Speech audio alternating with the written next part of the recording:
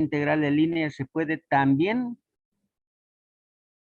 calcular por medio de una integral doble de superficie, en realidad, del rotor de A por el diferencial de superficie vector.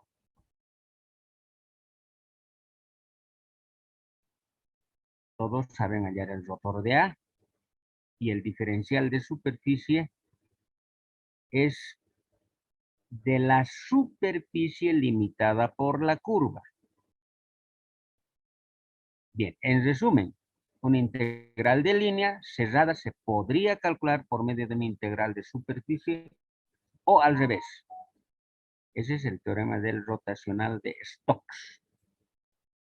Su nombre viene de que hay que hallar el rotor, ¿no? Son los dos teoremas claves. Como parte de eso, vamos a ver el teorema de Green, que es un caso especial. Aquí está justamente. El teorema de Green permite transformar una integral de línea cerrada en una integral doble, pero siempre y cuando hallemos esas derivadas parciales.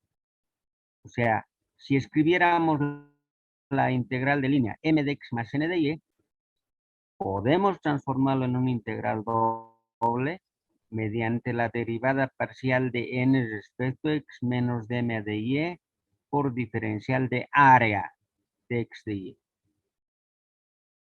¿Ya? Entonces una integral de línea cerrada se puede calcular como integral doble con esta fórmula de la derivada, de las derivadas. Bien, obvio, vamos a ver ejemplos. Existen teoremas que parecen muy complicaditos, pero en realidad provienen de los teoremas anteriores. O sea, estas fórmulas que las ven aquí, por ejemplo, la primera integral de volumen de phi por el nabla cuadrado de phi mayúscula, más gradiente de phi, punto, gradiente de phi mayúscula, diferencial de volumen, toda esa terrible integral se puede transformar en una integral doble de phi, gradiente de phi mayúscula, punto diferencial de S. Es en realidad como decir una fórmula, siempre y cuando hayan las derivadas respectivas, ¿no? Lo mismo, esta otra es otra identidad que proviene del teorema de Gauss, de transformar una triple en una doble o al revés. Son teoremas que se manejan. Esta última fórmula permite también hallar una integral triple de volumen mediante el producto vectorial del vector normal por el campo vectorial y diferencial escalar de S. Fíjense, escalar. No hay flechita ni negrita. Cuando hay letra negrita es vector, ¿no ve? Pero también podemos escribirlo como el producto vectorial de diferencial de superficie flecha por el campo vectorial A. Bien, estos son teoremas que provienen de los dos teoremas básicos que hemos anotado. Y aquí un teorema que proviene del teorema del rotacional de Stokes. Bien, vamos a practicar con algunos de estos teoremas en su momento. Bien, entonces, este capítulo básicamente es un estudio de esos dos teoremas que se llaman teoremas integrales del cálculo vectorial, ¿no? No está de más anotar esta notación. El gradiente como operador se puede escribir como el límite cuando el volumen tiende a cero, el incremento de volumen, de 1 sobre el incremento de volumen integral cerrada doble del diferencial de ese punto.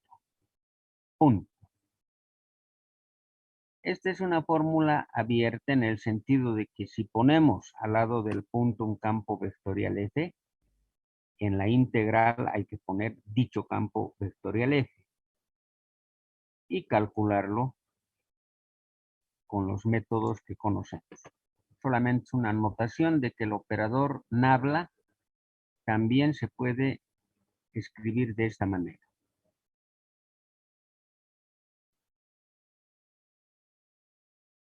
Si fuera en vez del redondito pusiéramos el producto cruz vectorial, en el límite y dentro de la integral también se pondría cruz de producto vectorial. O sea, ese redondito quiere decir o producto punto o producto vectorial. O producto normal.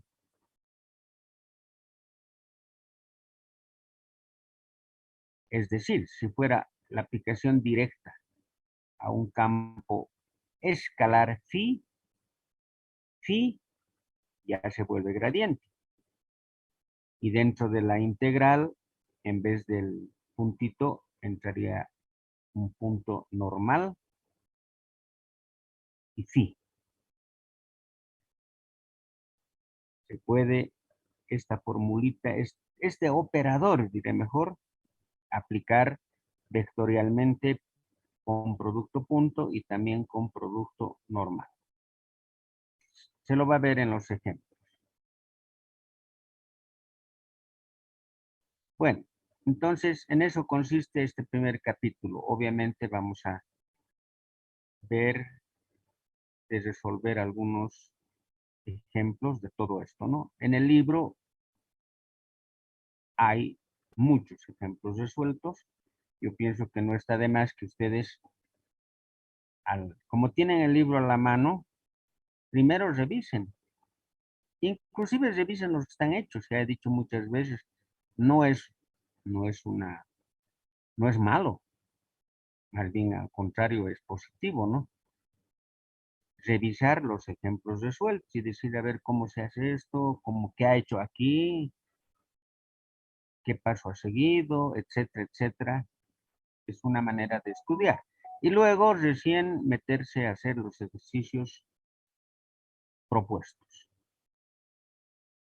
Bien, es una manera de estudiar que parece que algunos jóvenes no lo han hecho. ¿Por qué digo esto? Porque las notitas del examen no son muy buenas. Yo pienso que el examen no era tan rebuscado como para que no lo hagan mejor. No han dado buen examen la mayoría. Les voy a avisar notas después, poco a poco. Bien, entonces no se olviden. Este capítulo, teorema de Green, teorema de Stokes. Vamos a hacer un corte para empezar a resolver algunos ejemplos ya apoyándonos en este teorema. Voy a cortar para poner otro material.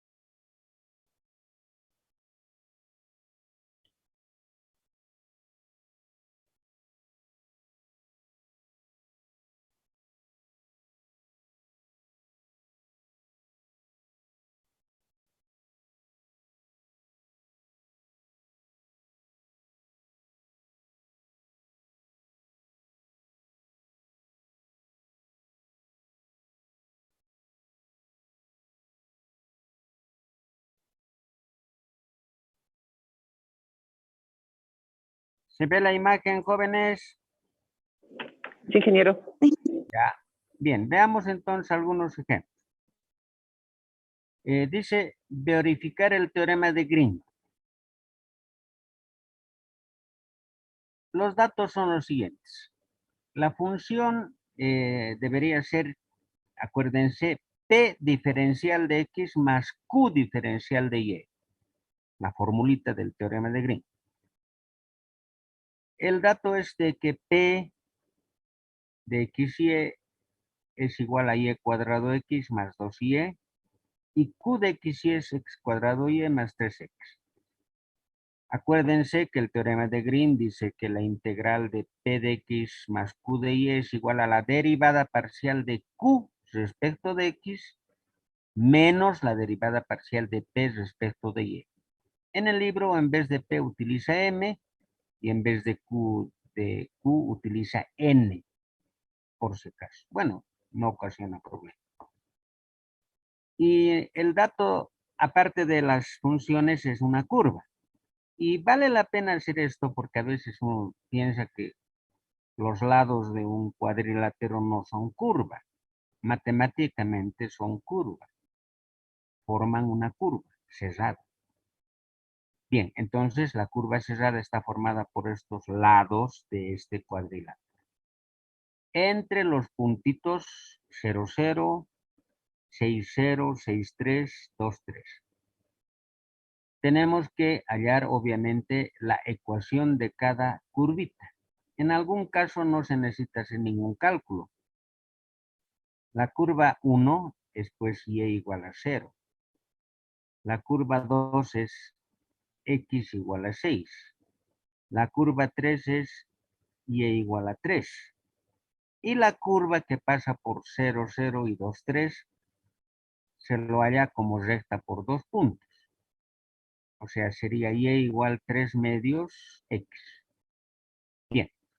En resumen, para hallar la integral cerrada, porque tiene que ser curva cerrada sí o sí, lo desdoblamos en 4 curvas. C1, C2, C3. Vayamos a la curva C1. La ecuación hemos dicho y es 0. Así que reemplazando en vez de y 0 y en vez de diferencial de y 0 también, se vuelve una integral muy simple que al final de cuentas sale 0. No hay nada que calcular. La curva C2 hemos dicho que x es 6, pero si x es 6, su diferencial también es 0. Por lo tanto, ya para plantear la integral de línea, p de x ya se va a volver 0. Solo va a quedar q de y. Copiamos q, pero cuidado con x6. O sea, en la ecuación que nos daban q, ponemos en vez de x6. Por eso sale 36y más 18 por diferencial de y varía, según dibujito, y varía de 0 a 3. Una integral sencilla que sale 216.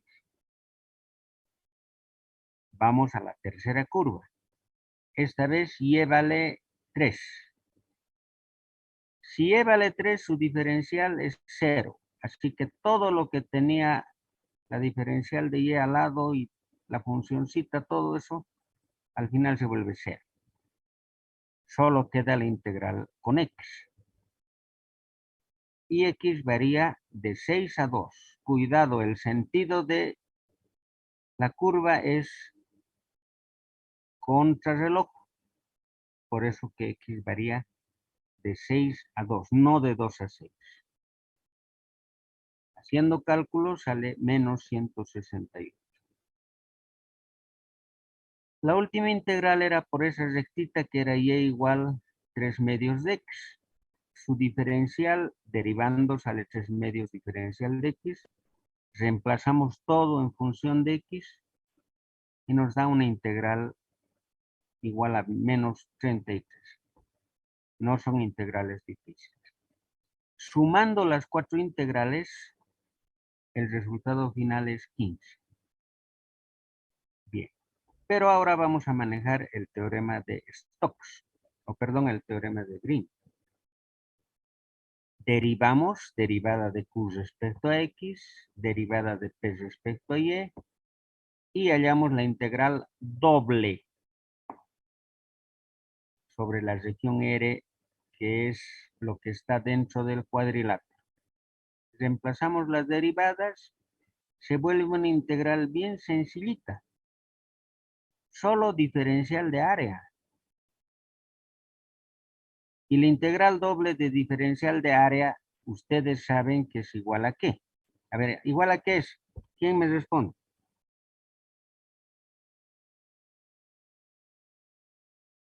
Integral doble del diferencial de área, ¿qué es? Al área de la región. Ya, el área. ¿Qué número eres? 46. 46. Flores. Ya, muy bien. El área. Así que lo único que hay que hacer es calcular el área del cuadrilátero. Volviendo al dibujito. Esa área es pues la área del triángulo más el área del rectángulo. ¿No ven? Nada de sofisticaciones. El área del rectángulo va a ser 4 por 3, 12. Y el área del triángulo va a ser 2 por 3 sobre 2, o sea, 3.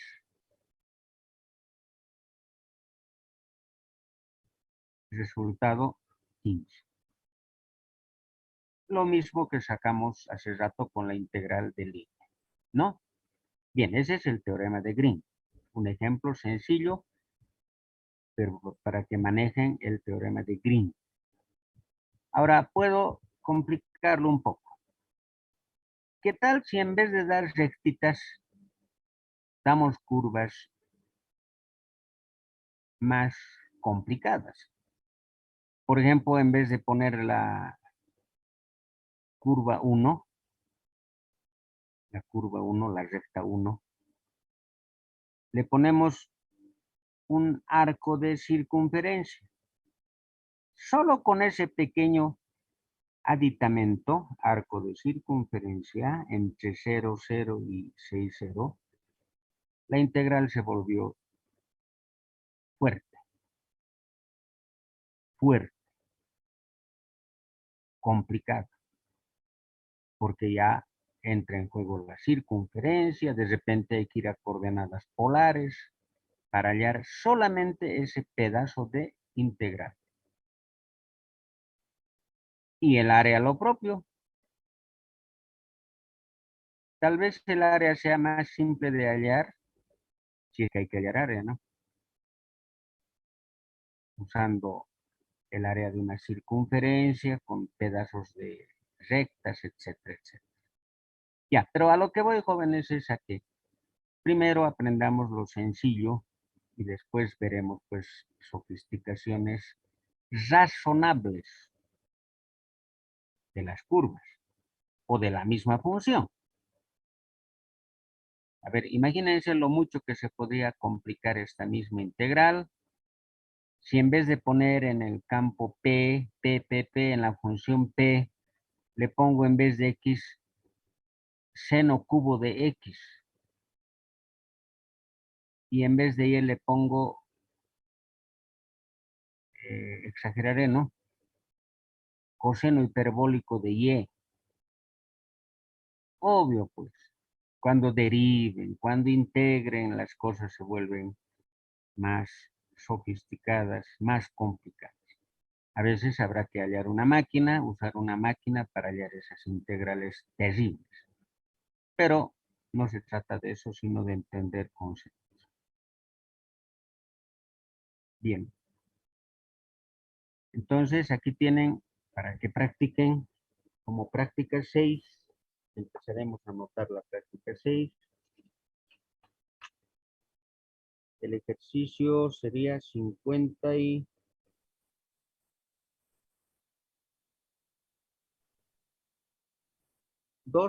53.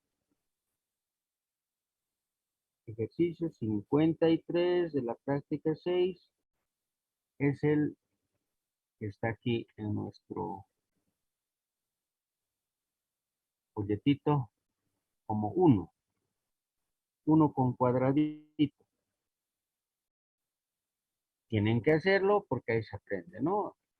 Graficar estas dos curvas, una rectita con una parábola. Y verificar el teorema de Green. Ahí está la respuesta común.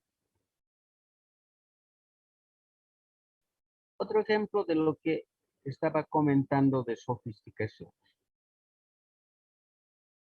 R es una región limitada interior a la elipse y exterior a la circunferencia. Esa es la región. Una región hueca, si quieren. Y hay que calcular este integral de línea sobre la curva total. Cuando una superficie está limitada por dos curvas, la curva total se recorre en el sentido positivo, contrarreloj, la curva externa. Y la curva interna, más bien en el sentido del reloj. ¿Por qué se hace eso? Porque se asume que para que se aplique el teorema de Green, se asume que a esta región hueca uno agarra una tijera. Primero lo dibujamos en un papel, ¿no? Agarramos una tijera y le hacemos un corte. Un corte. Por ejemplo, aquí, sobre el eje X. Entonces, si le hacemos un corte, esta zona así medio feita se vuelve un rectángulo curvilíneo. Y ahí es aplicable el teorema de Green en la curva cerrada, que es los lados del rectángulo curvilíneo. A ver, hagan ese ejercicio. Dibujen, no ahorita, dibujen en su cuadernito una circunferencia, una elipse, en papelito se supone, y le hacen un corte y obvio que lo que aparece es un rectángulo curvilíneo. Por eso, para que se recorra la curva a lo largo del rectángulo curvilíneo, la parte interna tiene que ser recorrida en el sentido del reloj.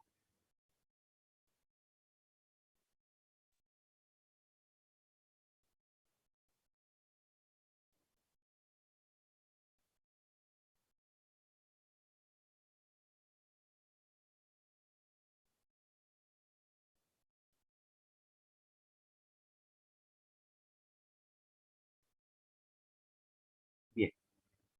Entonces, una vez que se han hecho esas aclaraciones, parametrizamos la curva externa, es una elipse.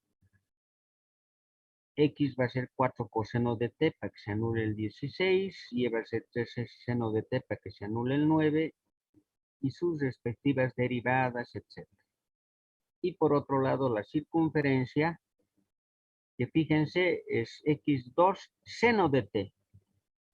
Nuestra costumbre era que sea coseno, ¿no? X2 coseno. Pero ahora está al revés, para que recorra como les he dicho. Bien, en resumen, ahí tienen parametrizadas las dos curvas, sus respectivas derivadas. Reemplazamos todo eso en la función, en las funciones que están dentro de la integral. Dentro de la integral, algunas integrales trigonométricas de por medio, y sale 24pi. La integral del I. La integral doble, usando el teorema de Green, hacemos las dos derivadas y fíjense qué tal interesante. Vuelve a salir el área. 2 veces diferencial de área. Y ahora hay que hallar el área de la región. Pregunta para ustedes. ¿Cómo hallamos el área de la región? ¿Cómo hallamos el área de la región? Hallando ¿Qué el van área a hacer, del Teris? eje y luego el área de la circunferencia y restarlas. ¿Cómo has dicho? Hallar las dos áreas, primero de la elipse, luego de la circunferencia y luego restar. Ya, muy bien. ¿Qué número eres? 46. ¿40? 46. Guay, vos tienes harto asterisco. Ya, está bien. Como hay que hallar el área, hallamos el área de la elipse con su formulita menos el área del círculo o círculo, sí. Es decir, el área de la elipse es pi AB, pi por 4 por 3, y el área del círculo pi r cuadrado. Obviamente sale lo mismo que la integral de hace rato, la integral de línea. Se verifica el teorema de Green. 16pi. Ampliando un poco el panorama, ¿qué tal si la región fuera con dos huecos? Con dos huecos, como se ve en este dibujo. Entonces, bueno, que ustedes, como ejercicio 54 de la práctica 6, hagan este ejercicio 2 cuadraditos. Muy interesante porque es una curva, pero tiene dos huecos, ¿no? Que son cuadraditos. O sea, las ecuaciones de estos cuadraditos no hay que calcular, es fácil. Por ejemplo, este lado va a ser x igual 2, el de arriba va a ser y igual a 2, este de la izquierda va a ser x0, el de abajo y0, etc. Tienen que hacer tres integrales, una externa, digamos, perdón, y dos internas, colocando bien los sentidos de giro, como hemos explicado. Para que esto se vuelva rectángulo, habrá que hacer unos dos cortes por lo menos con tijera. Bien, la respuesta común 80.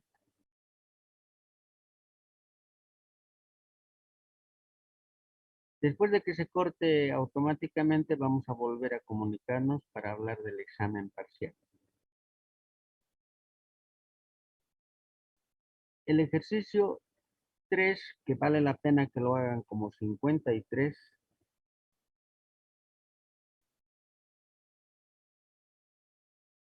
del capítulo de Ingeniero, disculpe, ¿no sería ¿qué decía? 55? Era Ingeniero, ¿no sería? el 55, tienes razón, perdón. El 55 es el 3 que estás viendo. Yo les ruego que copien. Miren, no es cosa copiar ahorita. En un minuto copian este rectángulo, sus dos cuadraditos y el 3 que está ahí abajito.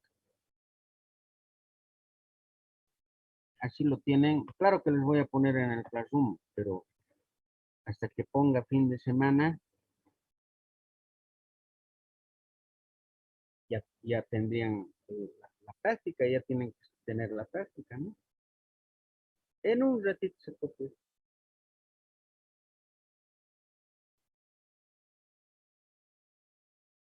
Se va a cortar.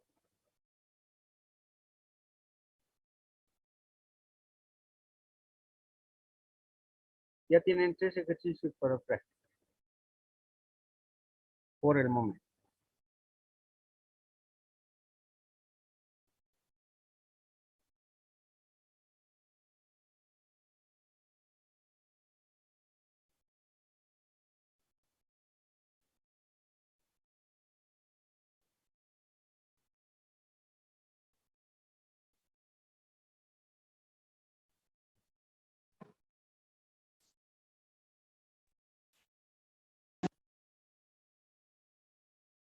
Bien.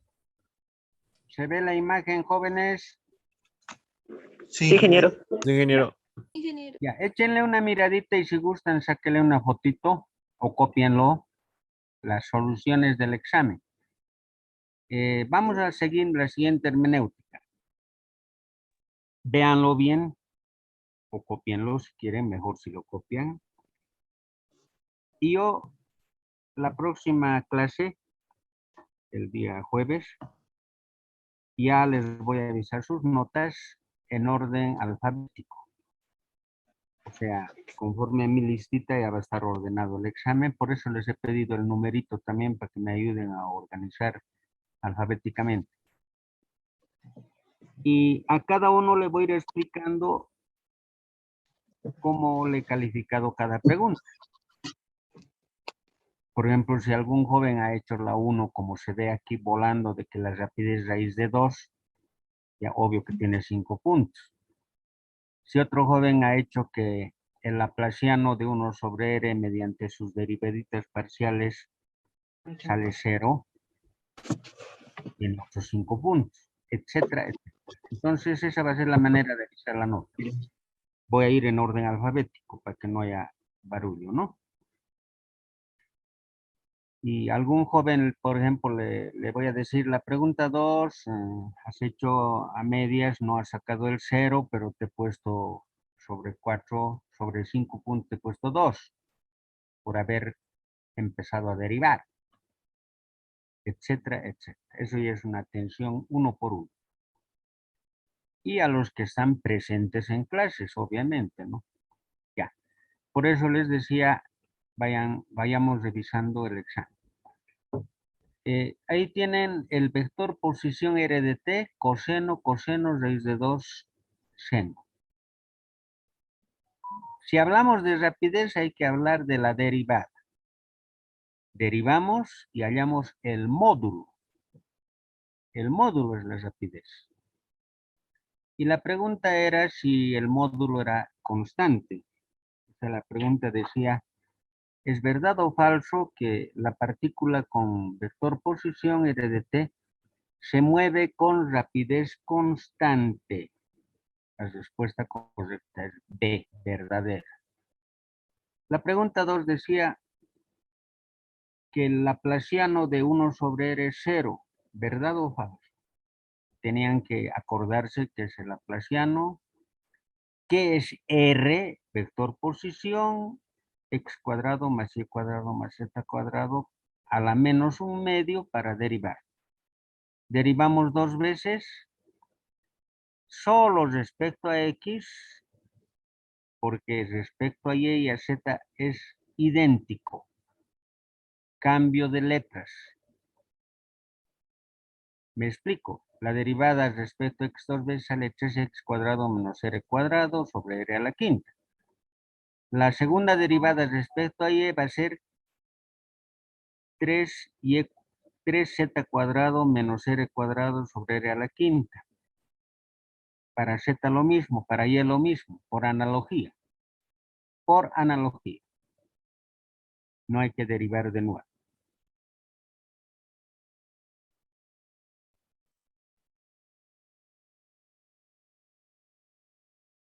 Bien.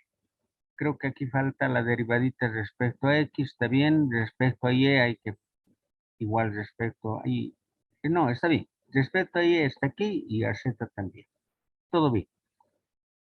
Bueno, en resumen sale 0, quiere decir que es verdad.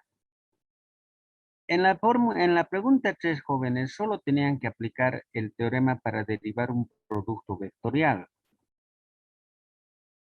¿Cómo se deriva un producto vectorial? Se deriva un vector, el f' por f, se le pone comillita, ¿no? Por el otro sin derivar. Y luego, al revés, el paréntesis se copia y se deriva el otro vector. La derivada de f segundo es f tercera. Nuevamente manejamos el mismo teorema para derivar f' por f. Y al final sale este resultado que ya no se puede simplificar. Pero en resumen era derivar un triple producto vectorial con formulita, con teorema que hemos anotado. No era de que lo compliquen con componentes. Para nada. La pregunta 4 era que se acuerden la fórmula de la curvatura y de la torsión. Solamente que se acuerden y lo manejen derivando. La torsión sale, perdón, la curvatura sale 2 raíz de 2 sobre 3 a la 3 medios y la torsión sale 0. Solo esas respuestitas para tener los 5 puntos. O los 6 puntos, valía 6 por si acaso. La pregunta es 5. Primero se completa cuadrados para tener la circunferencia y luego parametrizamos para hallar el vector posición R. X menos 1 es coseno y E igual seno de T. Entonces, ya parametrizada la curva sería X es 1 más coseno de T, Y seno de T y Z es pues, según el dato, Z es Y más 1, o sea, seno de T más 1. Todo en función de T.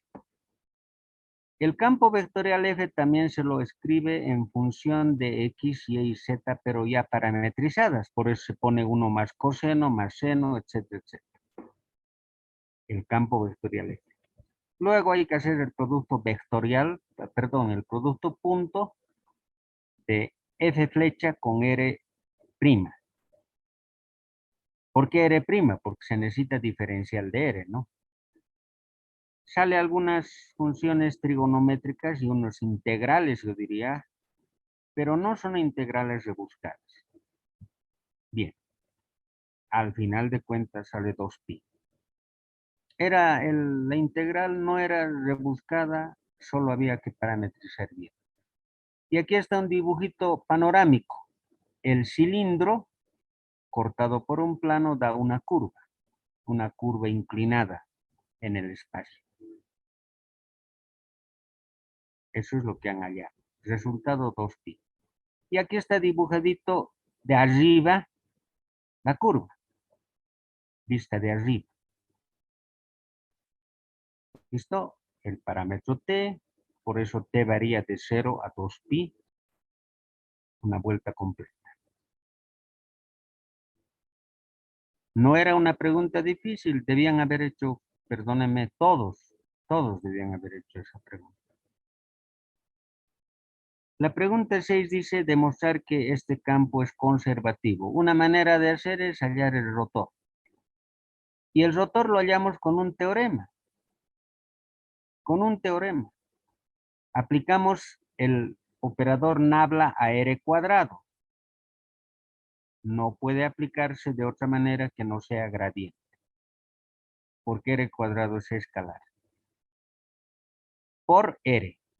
Ahora, botamos R cuadrado y aplicamos el operador al R. En este caso, rotor de R. El gradiente de R cuadrado es 0, en realidad, pero no es 0, es 2R. 2R, pero por R, producto vectorial por R sale 0. Y el rotor de R es 0 también.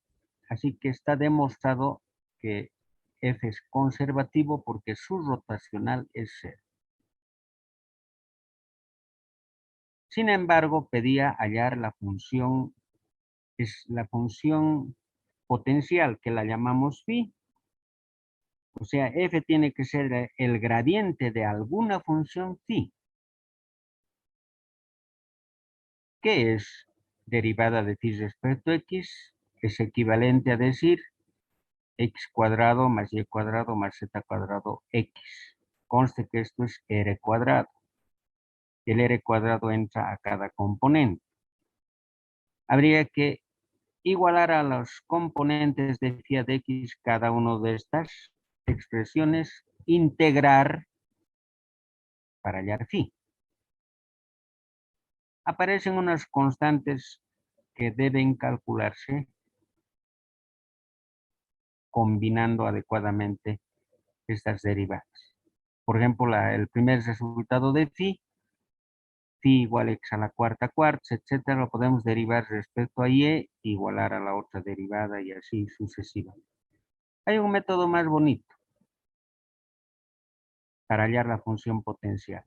Se usa esta formulita, la van a copiar si quieren. Integral de 0 a x de la componente en x en t, 0, 0. Más la integral de 0 a y de la componente y en xt, 0. Y más la componente, la integral de 0 a z de la componente z en x y t. Es una formulita para hallar el campo potencial. Reemplazamos y sin mucho lío de hallar constantes, nada de eso, se halla la función buscada phi. En resumen, sale r a la cuarta cuartos más la constante. La 7 dice, es una demostración que muchos lo han hecho.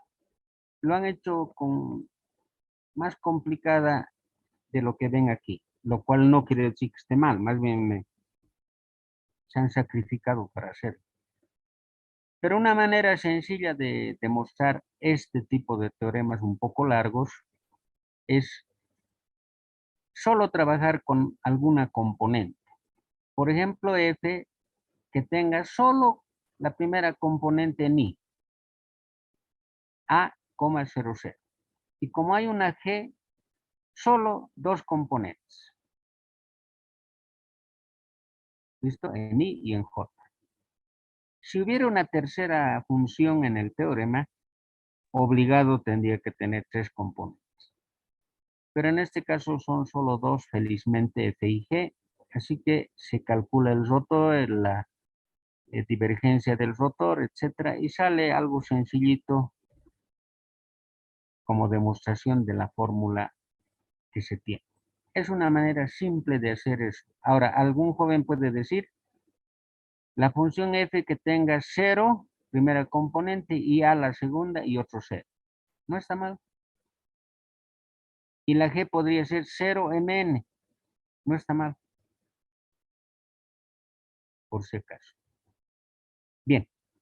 Las a, m, n son funciones. Lo he llamado así para no estar poniéndole f1 y en el otro caso g1, g2. Se puede poner g1, g2 también, ¿no? Pero mejor no complicarlo con índices. Esta es una demostración. Los otros jóvenes han hecho todo completo. Le han llamado a F, F1, F2, F3, y a G, G1, G2, G3. Han hecho un aparatito ahí un poco largo, pero han logrado. La última pregunta, que es optativa y vale menos, es el área de la cáscara.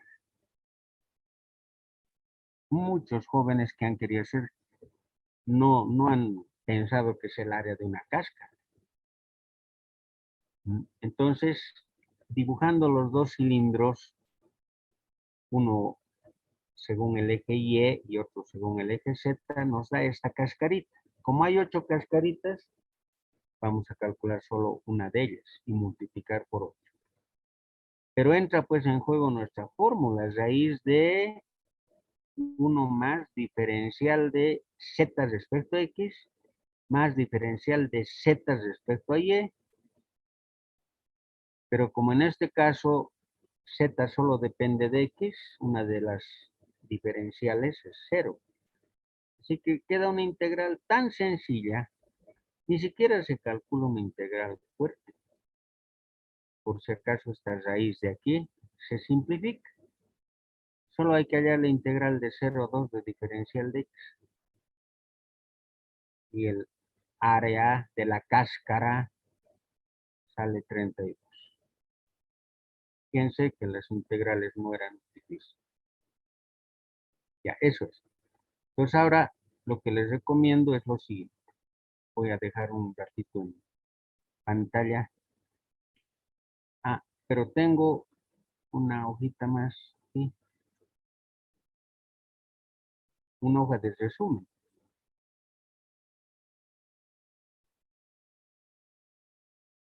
Aquí está el examen. Este sería un resumen Vamos a disminuir un poquito el tamaño.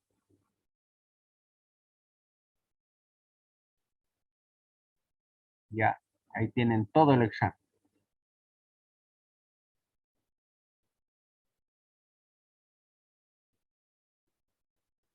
Sáquenle fotito si quieren.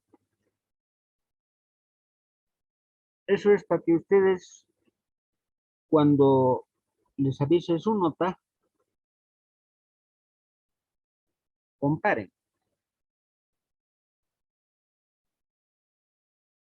Voy a poner un ejemplo.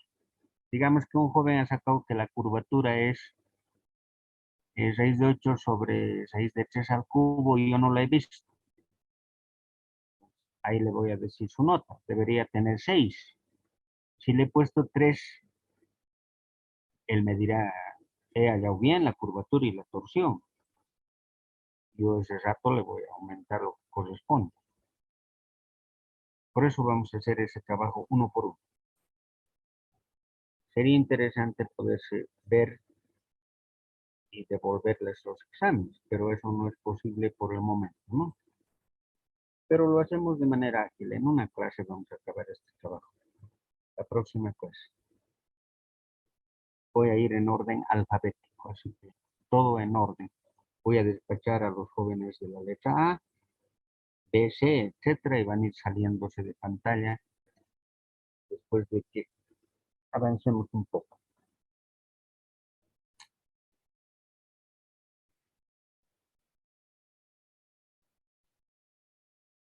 ¿Ya han copiado?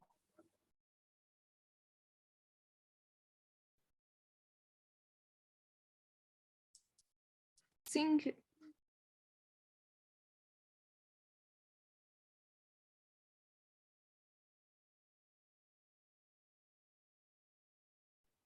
Vuelvo atrás para que miren las soluciones al detalle.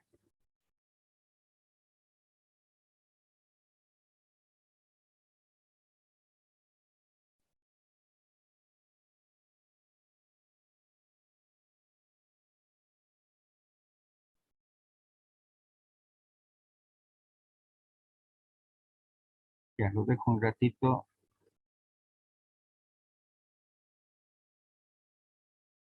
Ya está hasta la 3.